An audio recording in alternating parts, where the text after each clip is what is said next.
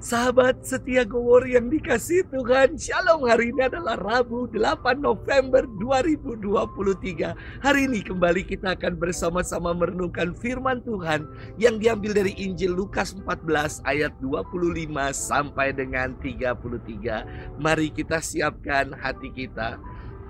Haleluya, haleluya, haleluya. Berbahagialah kalian bila dinista karena nama Kristus, sebab Roh Allah ada padamu. Haleluya, haleluya, haleluya. Tuhan bersamamu dan bersama rohmu. Inilah Injil suci menurut Lukas. Dimuliakanlah Tuhan. Pada suatu ketika orang berduyun-duyun mengikuti Yesus dalam perjalanannya. Sambil berpaling, Yesus berkata kepada mereka, "Jika seorang datang kepadaku dan ia tidak membenci bapaknya, ibunya, istrinya, anak-anaknya, saudara-saudarinya, bahkan nyawanya sendiri, ia tidak dapat menjadi muridku. Barang siapa tidak memanggul salibnya dan mengikuti aku, ia tidak dapat menjadi muridku.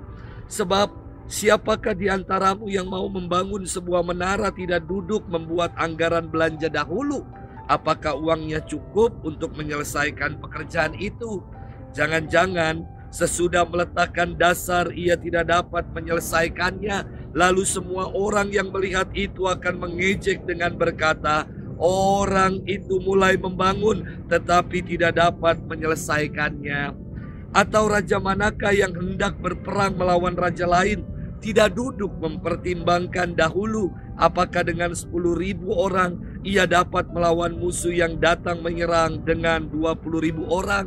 Jika tidak dapat, ia akan mengirim utusan selama musuh masih jauh untuk menanyakan syarat-syarat perdamaian.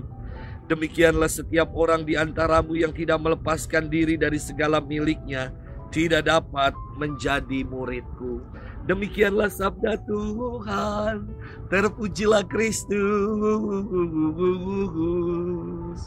Sahabat setia Gowor yang dikasihi Tuhan, Shalom. Aduh, ini suara nggak baik-baik juga. Namun tetap semangat dalam mewartakan kabar sukacita Tuhan. Sahabat setia sekalian yang dikasihi Tuhan, pribadi yang bertentangan antara kata-kata dan perbuatannya dapat disebut sebagai pribadi yang kontradiktif. Menarik sekali untuk kita renungkan istilah kontradiktif. Kontradiksi bentukan dua kata Latin yakni kontra dan diksio. Kontra itu berarti melawan atau bertentangan, dan diksi dari kata diksio yang berarti kata-kata. Secara singkat, kontradiktif berarti memuat sebuah sikap yang berlawanan atau bertentangan dengan apa yang dikatakan. Sahabat setia Gowor yang dikasihi Tuhan, firman Tuhan hari ini terasa sangat membingungkan. Pernyataan Yesus sangat kontradiktif sekali. Ia berfirman, "Jika seorang datang kepadaku dan ia tidak membenci bapaknya, ibunya, saudara-saudarinya, anak-anaknya, bahkan nyawanya sendiri, ia tidak pantas untuk menjadi muridku."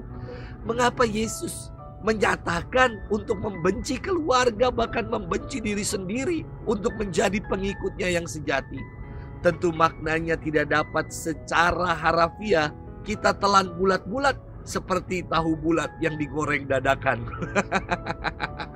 Jelas Yesus mengajarkan untuk saling mengasihi. Bahkan dalam 10 perintah Allah, perintah keempat dikatakan, "Hormatilah ayah ibumu."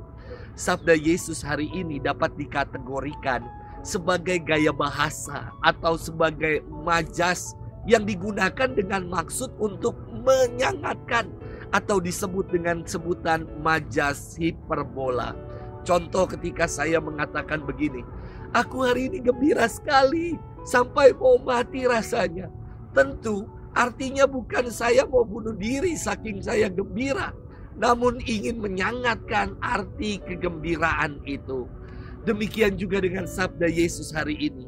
Ia mengajak para pengikutnya, para muridnya untuk mengarahkan diri sepenuhnya, untuk total mengarahkan fokusnya pada Yesus.